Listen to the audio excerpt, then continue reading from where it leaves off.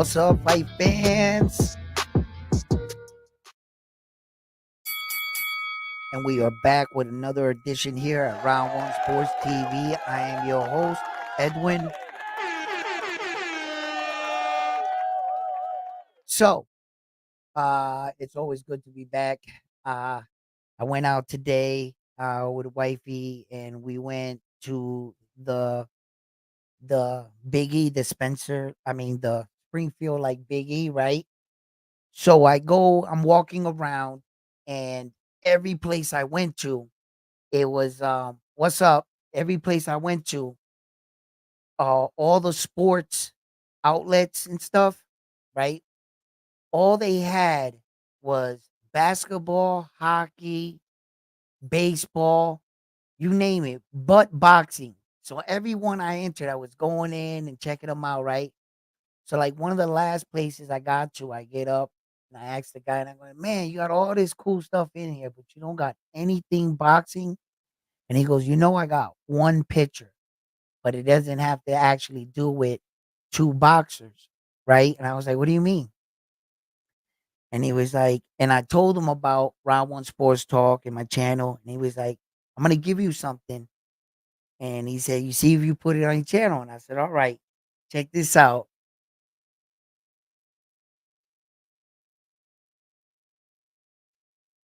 Yo, I thought that was cool. That's crazy, right?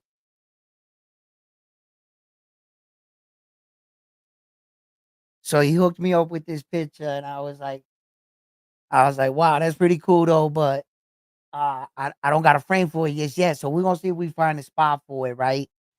And the gentleman that hooked me up with this picture right here, his company is I Love Boston Sports.com retail store, right? It says I Love Boston.com, right? And on the back it says fanfavorite.com, fan favorite, generals, genuine sports art.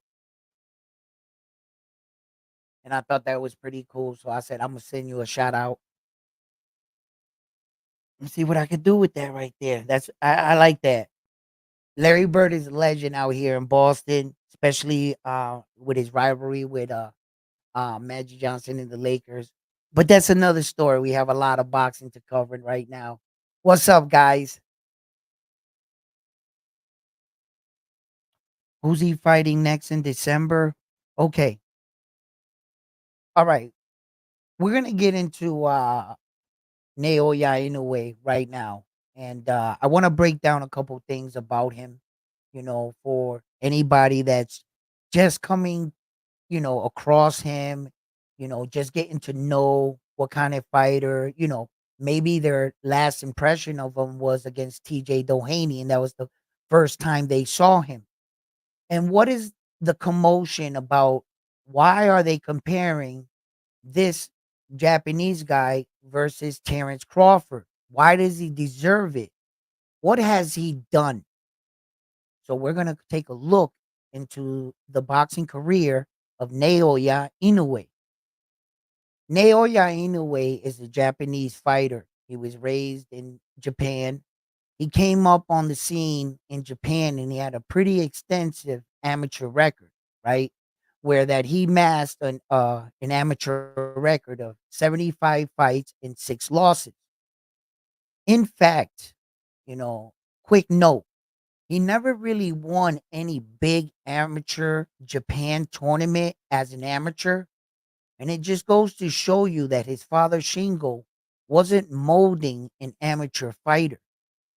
What he was trying to develop was a professional fighter. For instance, when Naoya Inoue was introduced to boxing through his father, for the first, I believe it was 6 years, um, he made it like a game with him. He never actually sparred anybody, and his father was just teaching him. Then his father told him one day that he would have an opponent. And here's little 9-year-old Naoya Inoue, and he's looking at his dad, and he's making a decision what he wants to do with his life. And right here was the moment his father felt whether if he shied away in the ring, well, this wasn't for him. Let me see what you're made of. At home, you hit the pads, you hit pretty hard for okay, let's see what you got.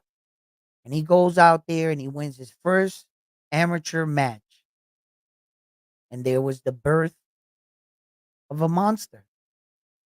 Naoya Inoue came up not making his Japanese Olympic team and choosing to go pro at the young age of 19 years old.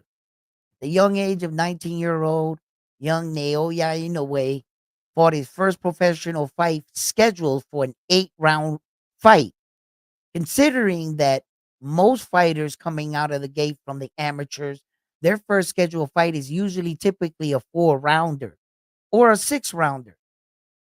He comes out, his first professional fight was an 8-rounder. His next professional fight was an 8-rounder. His next fight was a 10-rounder. And the next one after that was a 10-rounder. And that was it. After that, all scheduled 12-round fights. With only 4 professional fights, he was already agreeing to go 12 rounds. After securing what in their side of the world, the Oriental Championship, which in only 4 fights, he secured that, which made him the top Oriental fighter in that weight division, representing Japan.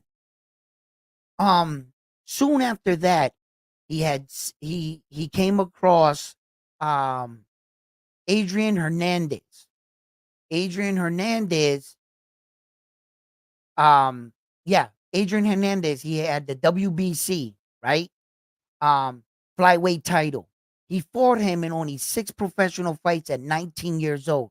Now here's a man in Adrian Hernandez that's hasn't lost in like 10 years. He's never been knocked out as a professional and he reigned in the division. There was no way you were going to convince this man that this 5'5", 19-year-old kid was going to come in and take your belt. When in fact, that's exactly what happened. It was funny, the irony of it, because it was his 6th professional fight and he knocks him out in the 6th round, right? So he moves up in only 8 professional fights and he challenges in his second weight division. I want you to, you know, mental note here, right? That when a typical fighter moves up to another adjacent weight division, they usually take on what we call a tune-up fight. He took a tune-up fight, all right, but he challenged the champion right away. And after he did this, it was like he defended that title 7 consecutive times. After defending that title 7 consecutive time, he decided it was time to make another weight division, right? Make another leap. He went up to the 118 pound, right? Where he faced Jamie McDonald, the European champion.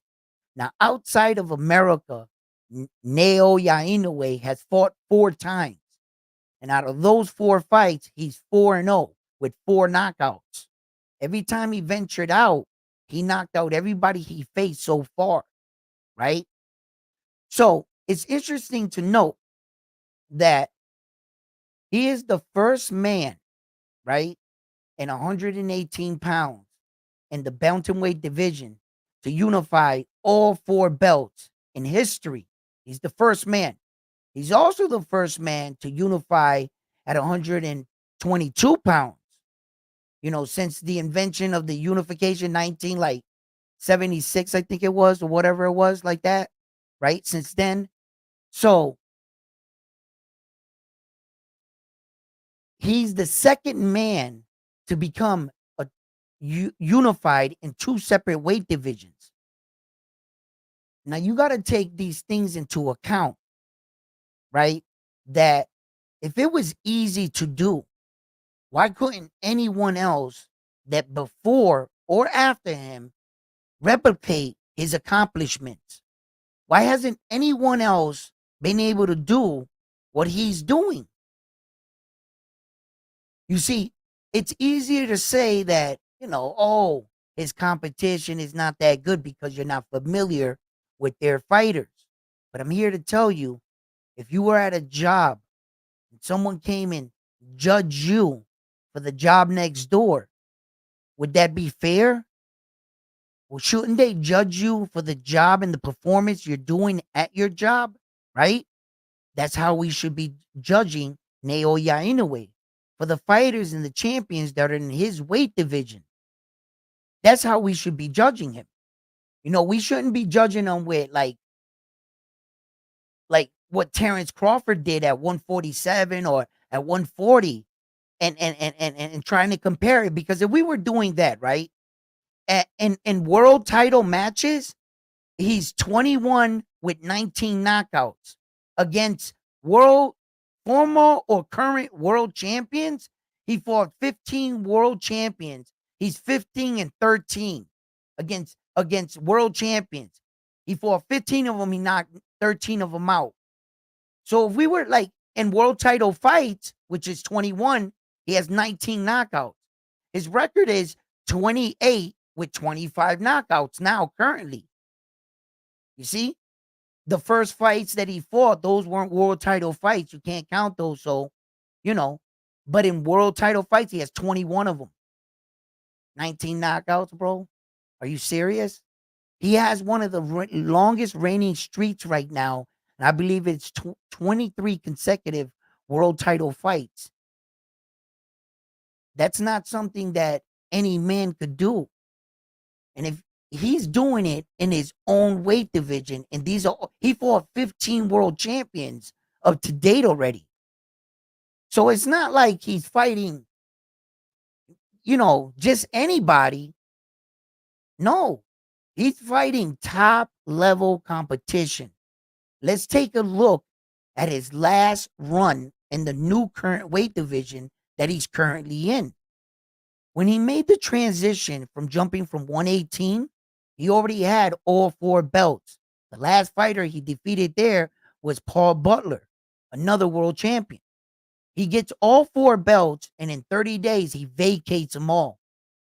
That's a power move right there. That speaks to the level of dedication, and he knew exactly who he is and what he wanted to do. He didn't hold on to the belt. He didn't hold a division ransom. He said, you guys, here's your opportunity. He let go all the belts.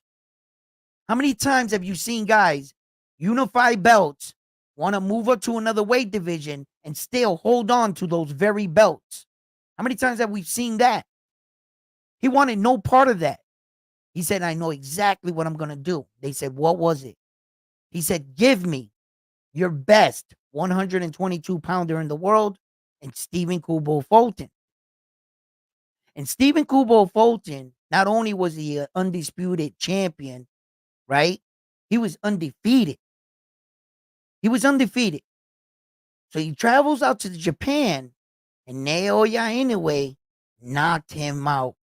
I mean, Stephen Kubo Fulton, for all his efforts, for every fight that he's been into, all the way up into that point, couldn't win one round against Naoya Inoue. And that was saying a lot. But no sooner that he beat him, they said, nah, you know what? Steven wasn't all that good anyway. You know what? Nah, we don't believe it. So Marlon Tapales jumps in the ring. And he has 2 belts. And quickly, a lot of these fighters took one look at him, and they read the book by its cover. Truly, throughout his career, a lot of these fights that he secured was because of his appearance. They took one look at his photo and they said, hell yeah, sign me up. Where do I sign? They didn't think that what was on the other side of that photo was a killer. They had no idea that Naoya Inoue was going to give them the problems he gave them. What's up, guys? How you guys doing? In the building. I had to move that. I didn't see you guys' text. What's up, guys? What's up, Bam Bam? So he got away with a lot of this for a long time, where that guys quickly underestimated him, and it was too late. By the time he stepped in the ring with these guys, they found out too late. They was already trying to survive in the match.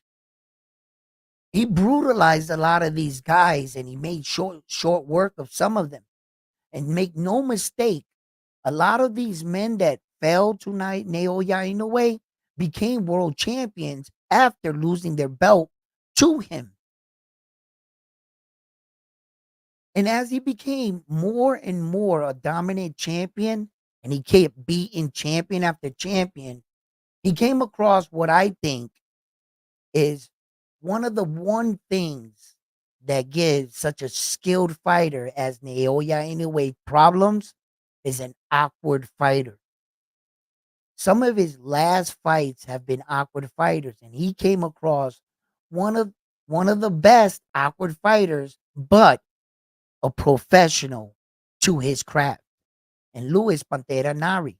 Luis Pantera Nari was a strong Mexican that has come inside of Japan and played spoiler, not once, but twice. He was once banned from Japan for failing to make weight and coming in 5 pounds over and then defeating the former champion. Then testing positive for a banned substance. And the second opportunity is where he came up 5 pounds overweight. So Luis Pantera has been in some, you know, peculiar situations. They lift the ban. Naoya Inoue wanted to get back. Basically, that's what that was. Let's just say what it was. He wanted to beat the guy that embarrassed their champion in the Tokyo Arena in front of 55,000 fans. I wouldn't say screaming fans. I would just say fans because, man, those Japanese guys are short. They're quiet, right? So he gets in there and he comes up against a lefty in awkward style. He had Marlon Tapales, lefty, awkward style. He had to really break him down, study him. And previously coming in against lefty opponents, Naoya Inoue, he has a better record against lefties than righties. And of late, lefties has been, and I attribute that to their awkwardness, right? There's been a lot of film and a lot of tape on Naoya Inoue, and in some sequences in fights, they noticed that where guys were able to be successful on him and hit him was when he was coming in and he had you hurt. Paul Butler got him. Jamie McDonald caught him. Maloney caught him. Donaire caught him. He gives you more than enough opportunity because he's taking risk in that sequence. He's testing your jaw. Naoya Inoue does not give you time to breathe, think. He likes putting the pressure. And with his punching power, the other day I was sitting back and I was hearing some of the tape versus how TJ Dohany's punches sounded versus Naoya Inoue's punches sounded. Man, they were like pow, pow, pow, right? Another one that sounded like, yo, these punches sounded loud that you could hear was Paul Butler. If you ever have time, go see. Yo, he puts them in the corner. He turns them into a punching bag. Yo, you could hear the microphone catches the sound. It goes pow, pow, like, and then I don't know if you could ever like try to really compare it because you hear other boxers fight and you try to, but you can tell that the power was there. So there's a lot of film on him. So they saw that in between the clinches, he drops his right hand. And right there, that's where Luis Pantera Nari saw his moment. Yo, he didn't, kudos to him. The opportunity presented itself and he didn't hesitate. He pulled the trigger. Boom. And he hit Naoya Inoue and dropped him. Yo, let me tell you something. When I saw that man drop, the way he fell, I thought he was out at first. I thought he was out, like out, because his body hit like like he spun around and it just boom. It wasn't like bam, bam, and then he showed like he was still in it. No, he fell hard. And then he kind of like bounced off the mat and spun around and was on one knee and looking right into the referee's eyes. right? And I was saying to myself, he's going to be okay. He's going to be okay, right? I said, if he makes it out the round, let's see. Previously in the Nonito Donaire fight, he went on an interview and they asked him about his experience and what he took from that fight. Naoya Inoue said, I always considered myself to be a tough guy, but I didn't know what that was really like until I was in that fight.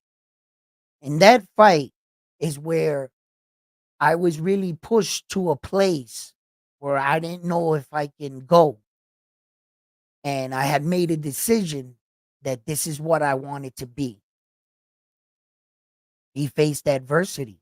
He found a way to win in a very peculiar situation where he couldn't trust his own vision. He, in fact, in that fight, covered his eye with this hand and was fighting with this hand. If you want, you can check out the fight. He was very, very like, you know, um, I wouldn't say creative, right? That's not the word I'm looking for, right? The kind of fight that he had to fight, he knew that he was in trouble. All those punches he was throwing were with bad intention. He wanted to get Donaire out of there. He just couldn't catch him flush. He was trying to knock Donaire out. He always talked about he never goes into a fight wanting to knock out an opponent. He doesn't chase the knockout. What he prefers is to show the crowd and the world and the viewing audience his skills. That's what he would like. He would like a masterclass performance where like the guy was obviously skilled and he just dipped like Matrix every punch and everything flowed. Like he wants to be in that perfect zone. There's nothing like it. When he was your equal and you met him and everything you worked on in your entire life prepared you for that one moment. And you Conor McGregor that ass like he did Jose Aldo in 13 seconds. One of them, like a step, boom. And it's like, you're like, man, you trained, but we didn't get to see a lot of the fight. But in order for him to do that, right, that one shot knockout like that took a lifetime to work, to figure out. That's like that mechanic that came in, right? What was the story? GE had a huge power engine, and they kept calling mechanic at the mechanic at the mechanic. They couldn't fix it. One guy said, I can fix your problem. It's going to cost you $30,000. They said, come in. He comes in. He takes a look, moves around, looks like this. He climbs up the stair. He says, give me the little hammer. Gets the little hammer, reaches in, taps it 2 times. Ding, ding. Turn it on. Bam, it turned on. He said, give me $30,000. They said, yo, we don't feel like that was worth $30,000.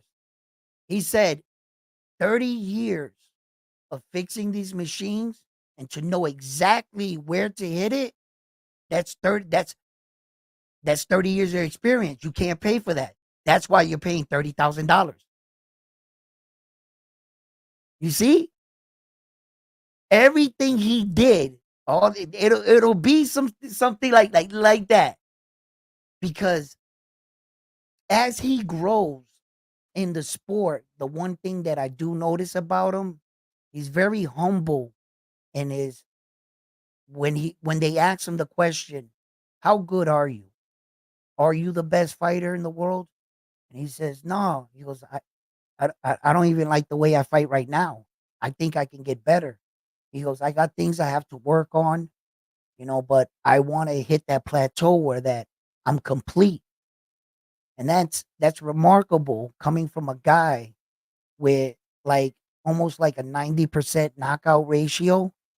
He has 28 fights with 25 knockouts. What's that? 3 fights. 3 fighters he didn't knock out, something like that. It's ridiculous. It truly is.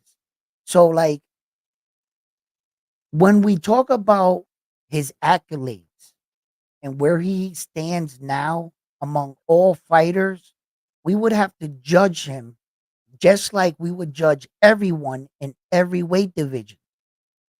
And what have you accomplished in your career if you're in the same era? If Terrence Crawford is currently boxing in the same era as Naoya Inoue, well, then they qualify. And you would have to put their records against each other.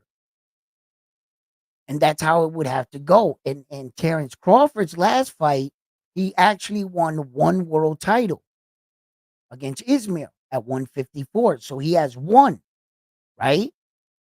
Since the time Naoya Inoue just defended all four belts. He just defended four. He won one. That's exactly what's going on right now. He just went up against TJ Doheny, and before that, he defended four belts against Luis Pantera Nari. And before that, he fought a unified champion in Marlins Tapales. And before that, he fought a unified world champion in Stephen Kubo Fulton. So his activity alone and the quality of what he's putting up on the table, when men like Terrence Crawford knew, I'm not giving you a shot at four belts. Are you crazy? You think that I'm gonna go out and chase Errol Spence Jr. for 6 years to finally get all four belts, and I'm gonna give you an opportunity in one night? Hell no. You better go get it like I got it. Not every man is gonna want to give you that, right? So when you see that, and Naoya Inoue is like, he's playing with it. He's like dangling life-changing opportunities in fighters' face. That's what he's doing. You fight him and beat him, you got a Hall of Fame career. You're going in the Hall of Fame, bro. For four belts, yes, you are. Yeah, you are. So he's on one fight. You got to understand that. You could have been no one. You could have been a nobody. You knock him out. Your life is changed forever. Forever. You know, once he vacates that belt, all four of those belts, that's it. There goes the no one you're gonna have to go get those belts like he did. And in fact, in none of the weight divisions that he got all four belts, the 118, the 122, no one's ever done that. He's not just the best Japanese fighter. He's just the best fighter there is. When we're talking about, and it's just true. It's just, if I'm gonna judge Terrence Crawford, well, then I'm gonna judge him for what he is. So I don't know. I'm about to drop the link. Anybody wants to join? You guys want to talk about it? I'm gonna read all your comments.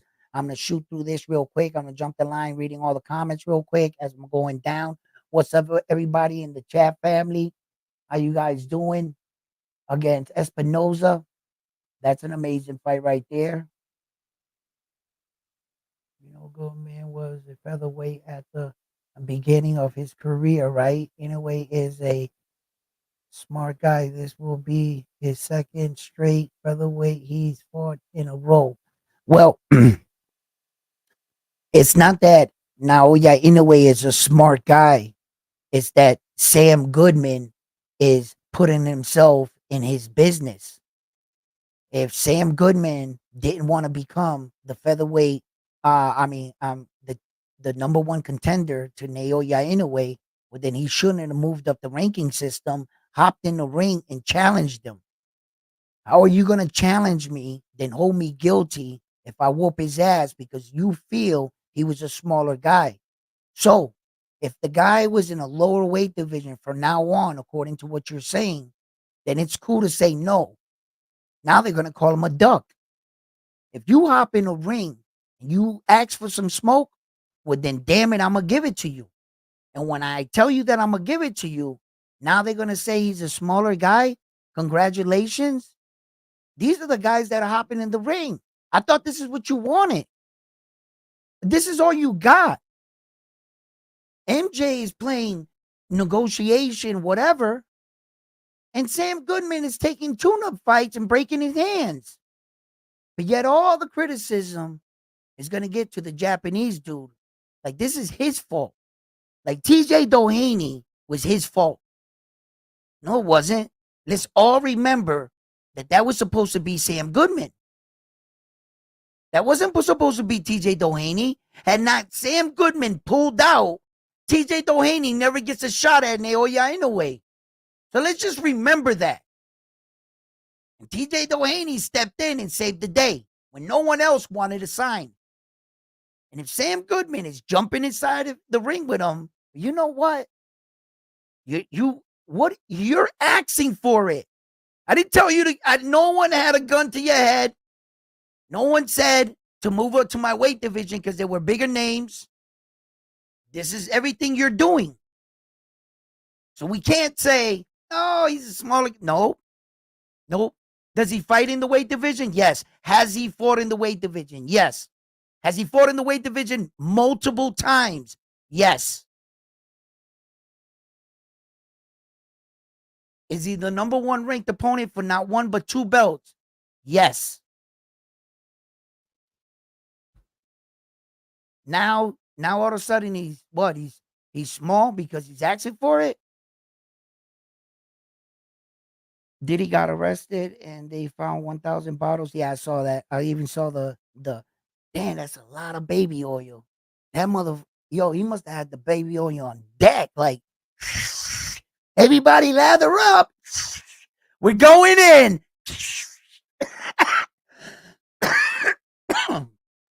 No, P. Diddy. No, no, no. I don't want a record deal. No, no, no, no. No record deal. No. Yo, that's crazy. I was thinking about that. And I was saying, man, he's gonna wake up in jail. A man like that waking up in jail and stuff like that's crazy. Just 4 days ago, you was draped up in the finest wares. You could have picked any jewelry you want. You could have been with any woman you want. You could have did whatever you wanted in life, and you chose to exploit your own people. Like he did this all to like brothers. You could like look at the list. It's not one white girl. Now, I don't want to make this a color thing or anything like that, but I noticed that too. I guess that's how my brain thing works.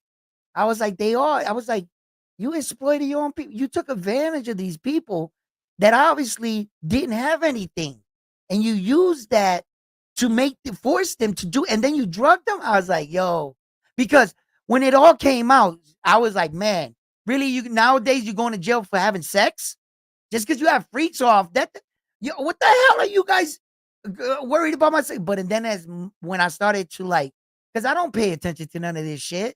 I started to like look into it. I was like, oh, he was doing a little bit more than just like fucking with girls. A guy who cares what he was doing. I don't give a fuck if he had an elephant in the room. That's not my business.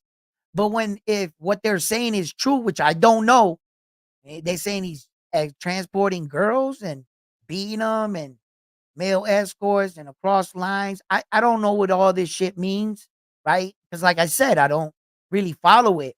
Then like my girl, she's all like, look, you know what I mean?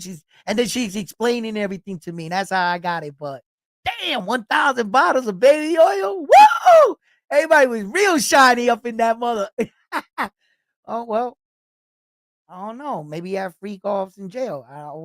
Whatever he is into, that's on him. Anyway, y'all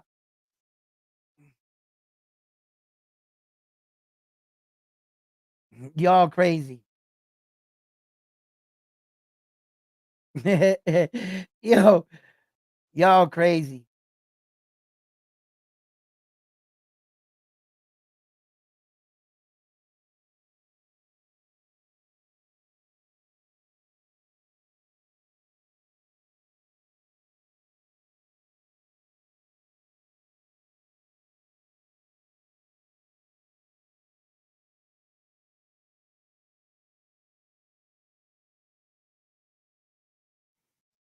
That that's that's a done deal right there. Listen, for a lot of people that are talking about Junto Nakatoni, right? And Naoya Inoue's older brother, in fact. You know what? I just found out today, like I don't know why I thought that the other brother was younger than him. I thought that Takuma was younger than Naoya Inoue. I thought he was the older one. I think I've been reporting that for quite some time. And like today, I was like checking it out, and they were like his older brother, and I was like, "What?" I was like, "Where did I lose the translation?" Maybe so many times I covered them, that was like something small that I just like, because I'm so focused on the record and the accolades, and I want to get that right. And I might have like slipped on the radar. So forgive me if I all this time I've been calling him his younger one, because apparently he's older. So yeah, that's why he's bigger than him.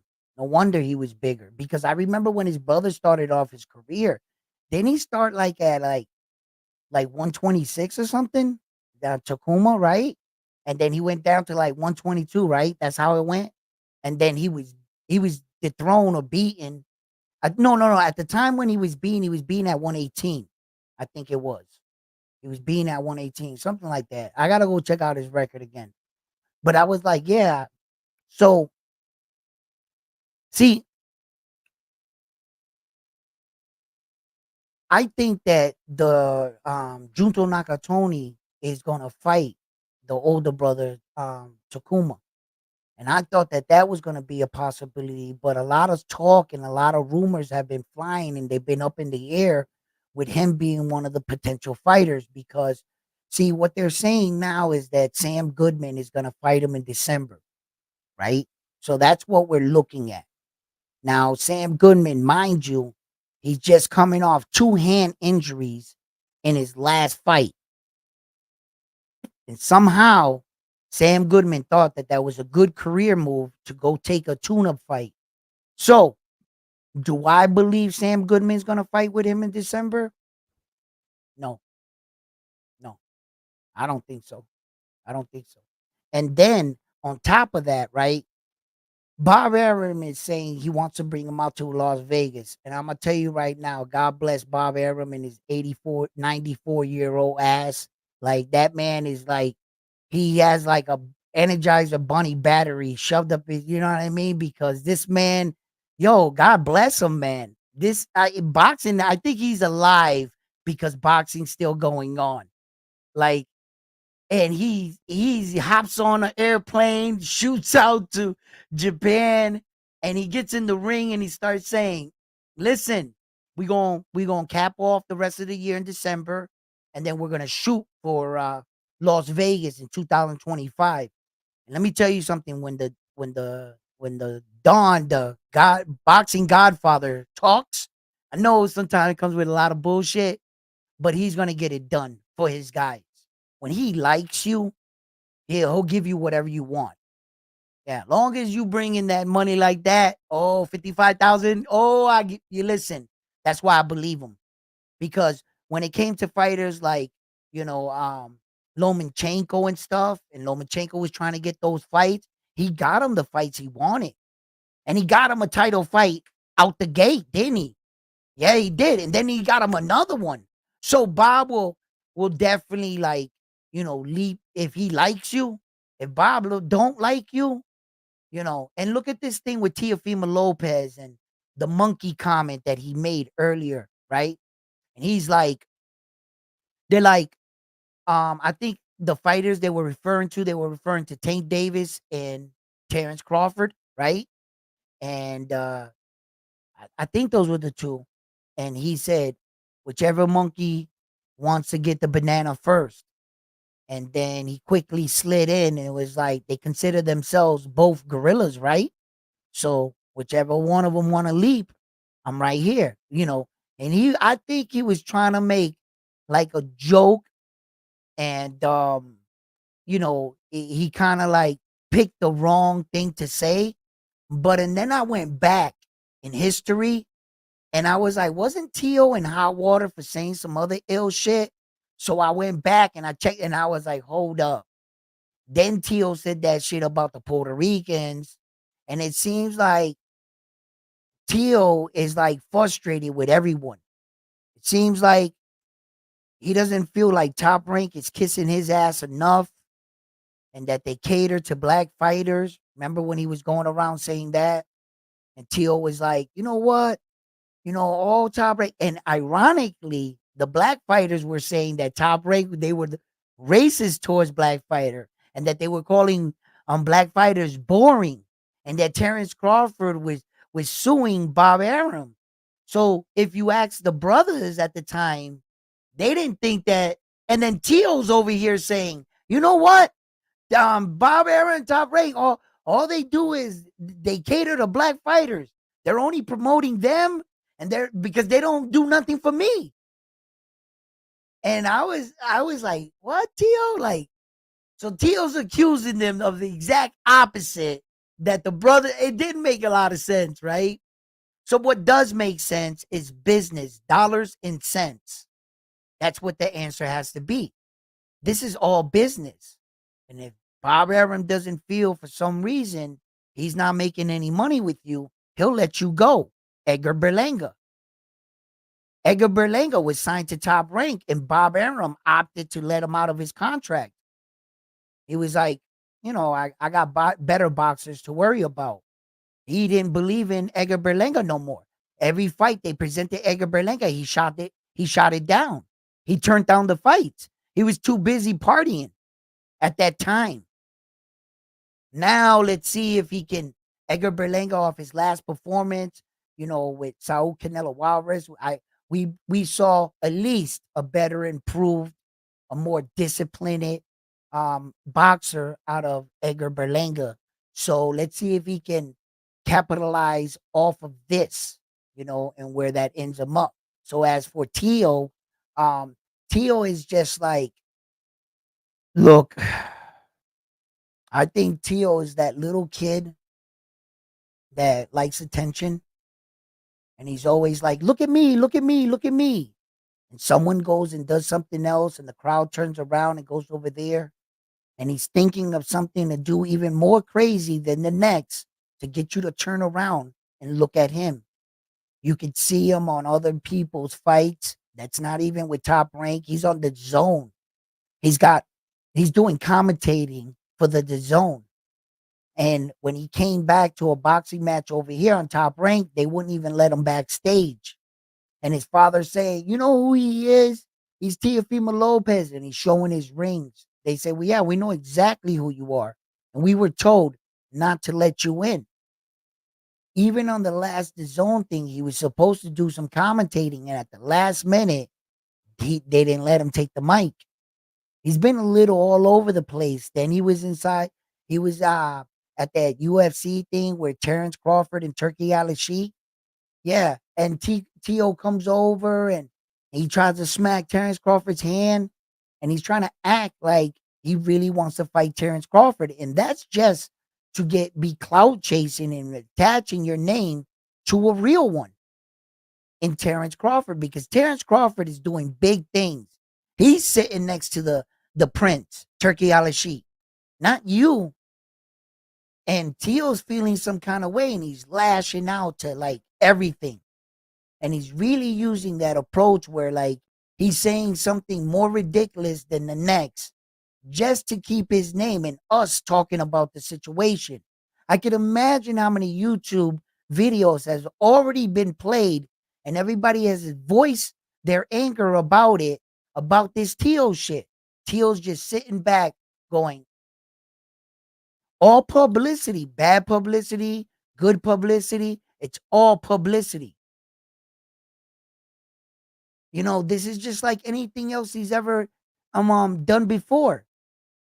Teal's thinking, I've been chewed out before. They're gonna chew me out. But guess what clicks and views and what top and what fighter they've been talking about the most this week? It's gonna be Teofimo Lopez. And it seems like that's what he's doing. Because he's not a stupid dude.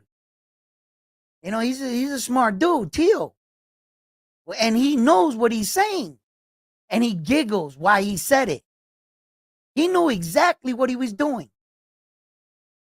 And it keeps his name irrelevant. So, yeah, man. What's up, Armando? How you doing? What's up, Ghost Rider? How you doing?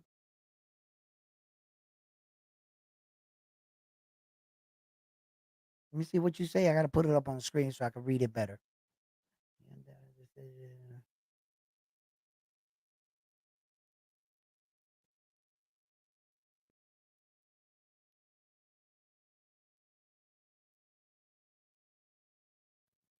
All right.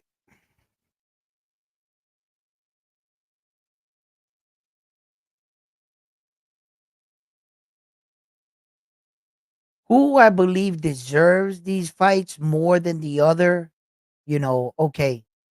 Um, do I believe he deserved the fight over Sam Goodman?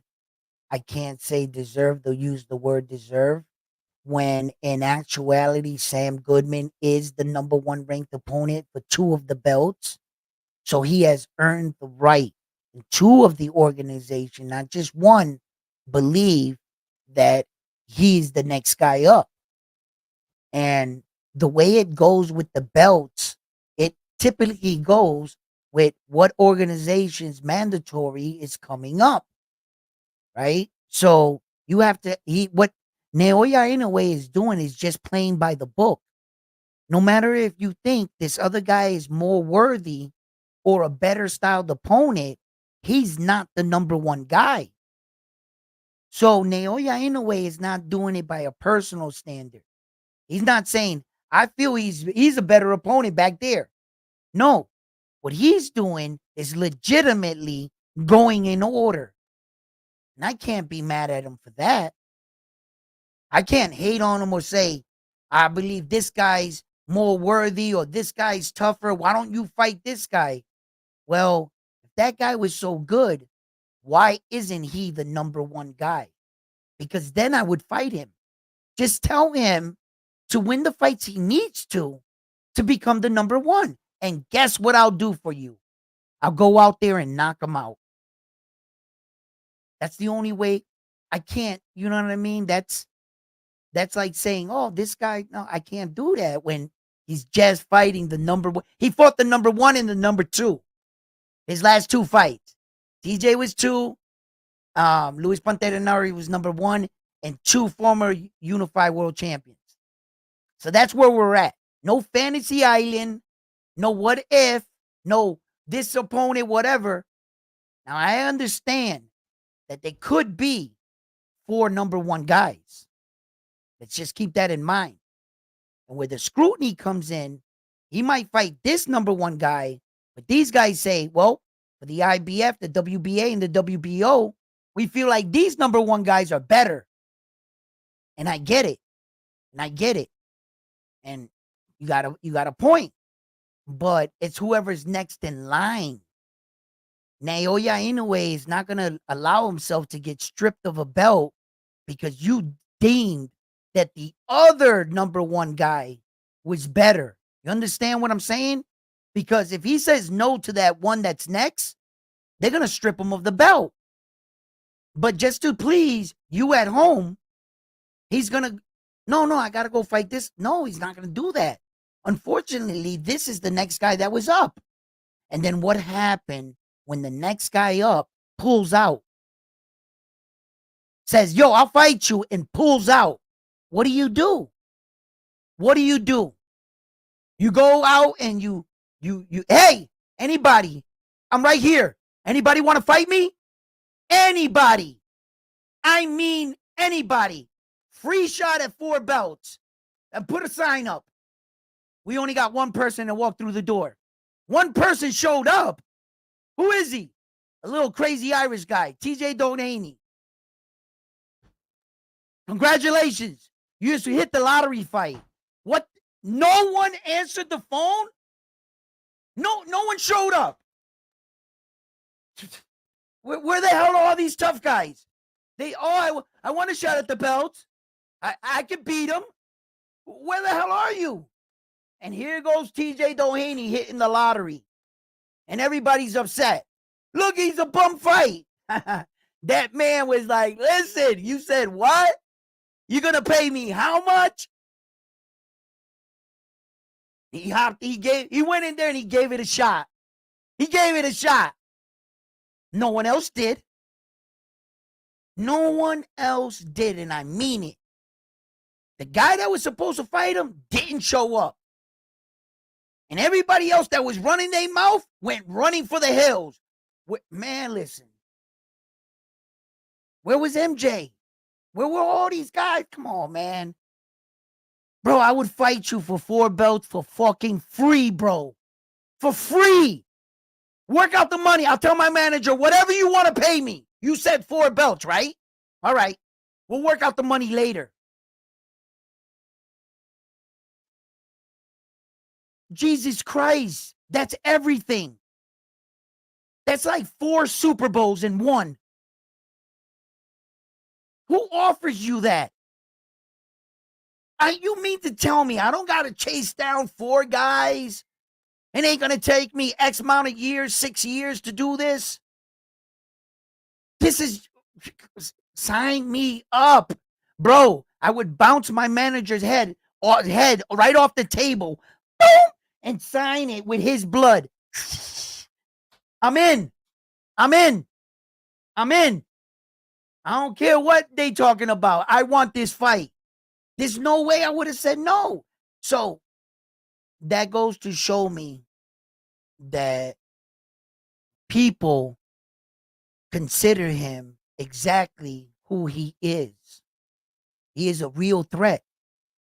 And they are not going to just send their fighter in there, half-ass training camp. No, not anymore. Naoya Inoue, you do not get any more easy fights from here on in. Every man that steps in that ring with you is going to try to take everything away from you. It's what he does now at the closing, at the ending of his career. It's what he does now. It's the last fight that he does now. You know, it's, I believe that his career has come all the way up to this. I believe his career has come all the way up to this right here, this point. This is where his body of work meets and is going to determine where he's put when it's all said and done, where he's placed among the best fighters in the world. And this is where he got. He got there. It was scary in the beginning in your career. You start fighting your first 6, 10 fights. You're undefeated. And by 10 fights, he already had multiple world titles in multiple divisions, right? So you're going on throughout your career.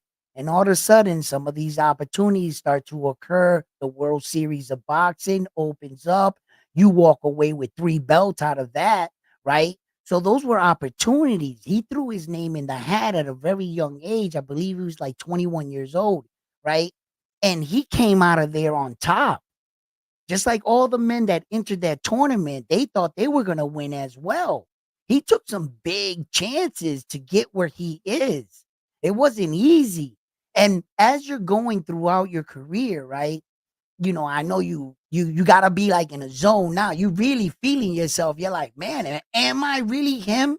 Am I knocking out everybody like this? Everybody's expecting me to knock everybody out, and I'm starting to knock him out and then all of a sudden he gets dropped. And I think in a fighters, somewhere at some point, you can teach a fighter a lesson without having him to lose the match. That was a very humbling experience when he went down. And I think it snapped him back to reality that he can be hurt. He is a human. And that to remind him, if he's not focused and 100% dedicated, these are the penalties. He quickly assessed himself. As you can see it in his own words, he said he didn't even hear his father. The instructions while he was saying after the knockout, after the knockdown. He didn't even hear what his father said. You know why? Who is he listening to? Himself. There was a voice inside of his head that was starting to really put things together in its perspective. What do you want to be? Do you want to be here? Is this the road you chose? What do you do next? Naoya Inoue got himself together mentally. And that was a big thing in the fight because some fighters, for going down in their first time in their career, they they kind of shut down, they shy away. They try to concede in going 12 rounds or something or surviving. Some come out wild and crazy and get caught. It's tough to come back after a guy puts you down because now in his head, he knows he can hurt you and he's looking at you like food. He's coming at you, he's coming strong. Naoya Inoue had to quickly get it together and start putting the beats by Dre on Luis Pantera Nari, and that he did. He brutally knocked that man out. And it was impressive to watch the way he threw those punches, the last punches to knock him out. You can go check that out and tell me what you think. A lot of his career fights is nothing but highlight reel knockouts. He's truly a remarkable fighter. And although, you know, we have a tendency in this world of like making this mythical boxer, that where are your standards and your qualifications for a boxer to live up to your expectation? Is it a 4 division world champion? Is it an undefeated fighter? Could he unify? Does he have to unify all 4 belts? Not in one weight division, but 2. Could he be fighting? Could your fighter, could you accept him if he had 23 consecutive world title fights in a row and he's undefeated? Where where do you place the bar for the best fighter in the world? And what does he look like to you? What does he have to do exactly for you to give him credit or recognize? So one of the biggest arguments is he has to come to America and perform well. In fact, he's 4 for 4, been to America outside, not 4 times in America, 3 and 1. He went to another country, but outside of Japan, he's 4 and 4 with 4 knockouts. So by moving up to the 122-pound weight division, that changes the game right there. And that's where he's at. These last few fights right here at the tail end of his career is going to determine where they place him. Yes, it will. There's a beginning to a career. There can be a middle, a high point, and there has to be an end. And how you end in your career is how they're going to judge you when it's all said and done. Once his career is finalized, a few years go by and he doesn't pop up and they elect him into the Hall of Fame, that's when they're gonna have to really they're gonna put up all his achievements. They're not gonna be able to hide it. It's gonna be there for the world to see. And you're gonna compare Hall of Famers against Hall of Famers now. That's where the conversation is gonna go. That's what you're gonna have to do. And then from Hall of Famer to Hall of Famer, the conversation is gonna go against go. I guarantee it. Because it always does. It always does. But the one thing in boxing, out of like all sports, we keep our boxers, our legends high. We might not all like them or whatever, but all our legends have their own unique fans. And if you don't notice, Floyd's been retired for years. Muhammad Ali, how long has it been? Does he still come up in conversations? Do we still talk up the legend of Muhammad Ali and a lot of our great fighters? When is the last time you heard a kid in college or in the NBA talk about Bill Russell? When's the last time you hear them talk up their legends? The only one guy you hear in the conversation is with the guys that are now currently is like Jordan. They'll talk up some guys within 10 years span. That's it. They don't talk about Wilt Chamberlain. They don't talk about none of that. In boxing, listen, everywhere you walk, see boxing matches, our legends are always, their names are always brought up. We don't let their legends die and the things that they did. One legend conversation leads you down another. And before you know it, you're sitting there just naming off legendary fights, right? And in other sports, they don't do that. How long has it been since anybody said Dan Marino? How long? How long has anybody said Brett Favre, Elway? They don't, they like, bro, you won't hear them. And in a little bit more time, you won't hear them no more. Baseball is the same way. It's like every now and then they'll talk about them. Yeah, of course. They'll do a show, a sequence, or they'll that or whatever.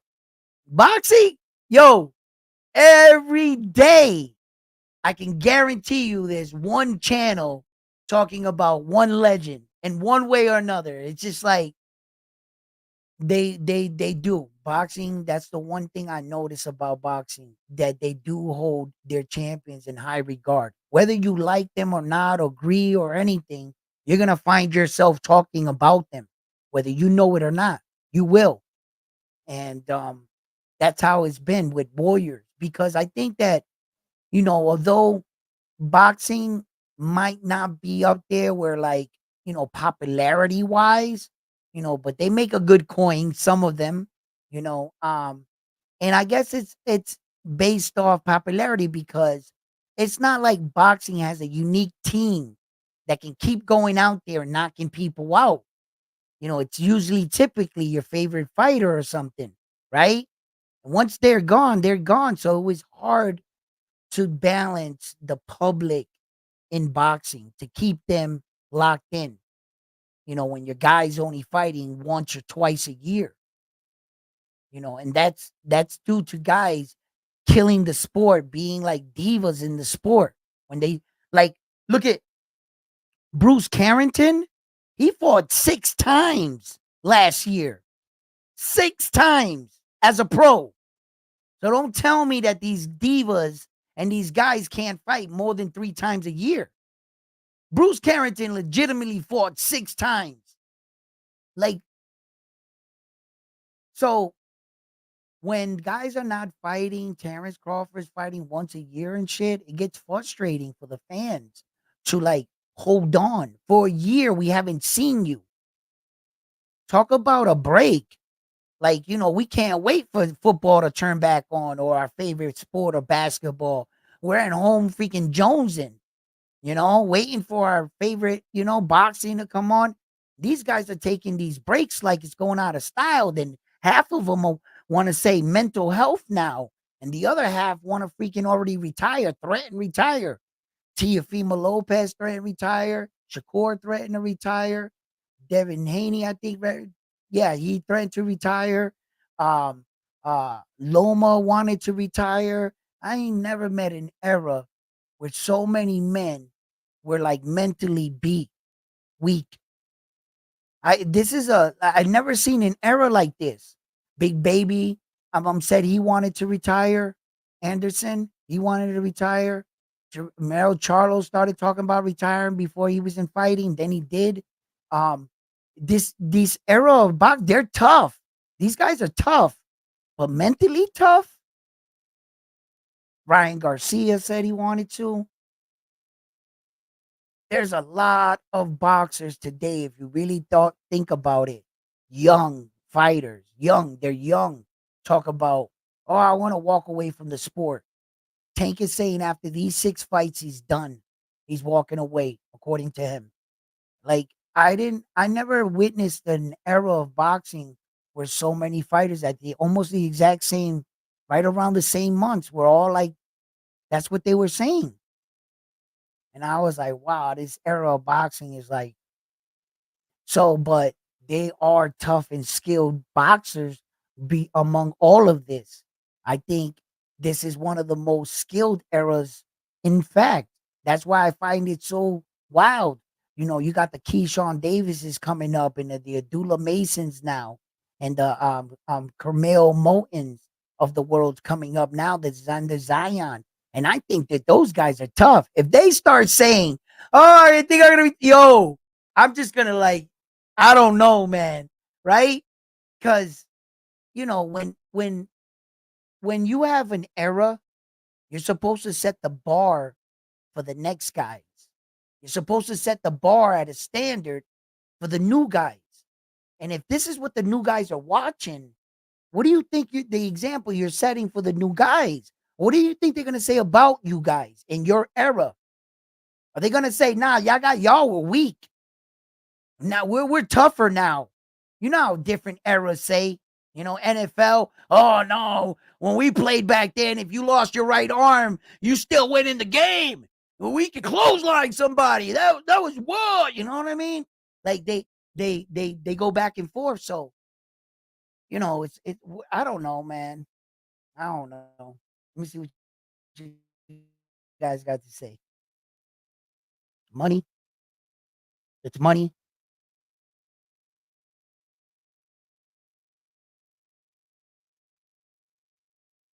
Naoya Inoue is definitely motivated more than money, guys. Guys, I have, I hope you guys figured that out. You know what I mean by now. What's up, song? Naoya Inoue at 108 to 122. If you just count divisions, yeah, but one of those divisions you can't count. That would technically be five weight divisions. What you're saying? This would be five weight divisions from 108 to 122, but he jumped over one weight division. And one of those weight divisions he didn't fight in. Yeah, I think it was the 112. He never fought in 112. He went from 108 to 115, from 115 to 118, from 118 to 122, and he only has four weight divisions. You can't count the one that he didn't win a belt in. That would have been actually five. Had he stopped at 112 and got at least one belt there, he would already have five weight divisions. Yeah, yeah, that's a fact, Jack.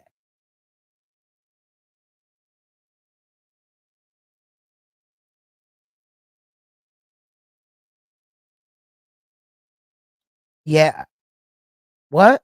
But Canelo is a four division champ, but has fought in five divisions. Yes, yes. The fifth division he lost in, right? Was that the Mayweather one? No, he was a champion in the division he fought Mayweather in. So which division was it? Because he fought Demetrius Bivol at 175. Oh, he won a secondary belt at 175. That's not a real world title. So they're not going to count that as five divisions. Yeah. So, and then the division he fought in was five, and he never won a belt at 175. I think he won like some secondary belt or some interim or something like that, but it wasn't a real world title. So if he didn't win a real world title at 175, that would be four divisions. I mean, five divisions and only one belt and four successful weight divisions. That's where you're gonna get that.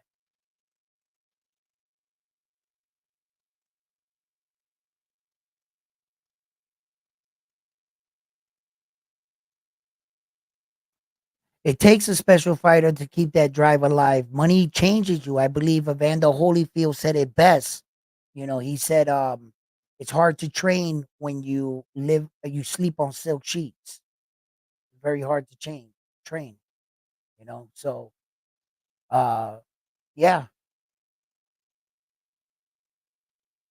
yeah, I'm gonna drop the link right there. If anybody wants to scoop by real quick or not in the next 10 minutes, we're just gonna end the live. Um I have a lot of things I need to catch up on, but I also wanted to come on and keep some of the best fighters we have's names alive and relevant in the game. All these other channels have no problem keeping everybody else's name alive and relevant, and I don't neither. I'll talk about any other fighter too, but I also want to keep the likes of one of the best fighters we have today, and I believe it's important to talk about these kind of fighters and not let them allow them ESPN and everyone else to just kind of like sweep his accomplishments under the rug. It's not right and it's not fair. Just because you're not in the glamour divisions, the 130, the 135, the 140, the 147, sometimes 154 in the heavyweight division is what we consider the glamour divisions. where that's where the most people tune in those weight divisions. It's kind of the divisions where power and speed meet, and you get some of the best fighters in the world in those, and the best fights are always like right there. And it's true, right? But Naoya Inoue is truly doing some special shit in his division. He's knocking these guys and finishing these champions, and he's doing his job. He's legitimately fighting the people that are in front of him that are the number one and the champions. So for that, I cannot hate on him. Stephen Fulton, in fact, you know, um, he fought just the other night. He got dropped. And I always thought that Stephen Fulton would be the one to spin back the block to try to you know, in a rematch to try to fight Naoya Inoue. The only man to present date to fight Naoya Inoue for a second time was Nonito Donaire. And it was given to him for two reasons, but for one main reason in particular. There was only one real reason why Naoya Inoue fought Nonito Donaire for the second time. It's because he went and got another belt. He became the WBC world champion. And that was something he needed. If Naoya Inoue was to unify, he needed that belt. And that's why he fought him for the second time. Yeah. And that's something to take in, because when you talk about fighting the best, and not shying away, when Tank Davis fought one of his toughest fights in Isa Pitbull Cruz, no sooner did that fight end, they said, "Would you like to fight him again?" He said, "Hell no. I'm not fighting that man again." Naoya Inoue went against his toughest fight. He won a belt, and they said, "Do you want to fight him again?" He said, "Yes." Talk about facing adversity. And the man that hurt you the most in a fight. And now that same guy was complaining about the glove situation. And he said, "I want to fight with horsehair gloves, Reyes gloves, both of us." They agreed to it. It was brutal. I think you should have kept the winning ones on, my man. You might have lasted a little bit longer. And he destroyed him. And upon his request of choosing those boxing gloves, "This is what you want? Okay." Boop. It was going to be over in the first round. It had 10 more seconds. He was done. He was done. So look, um, listen, fight fans, I got some things I got to take care of over here. All right. And that's personal. But fight fans, please don't forget to give these videos a like. Please subscribe to the channel. And like always, I'm on to the next one after this one here at Round One Sports Talk. Love yourselves and good night, guys. Peace.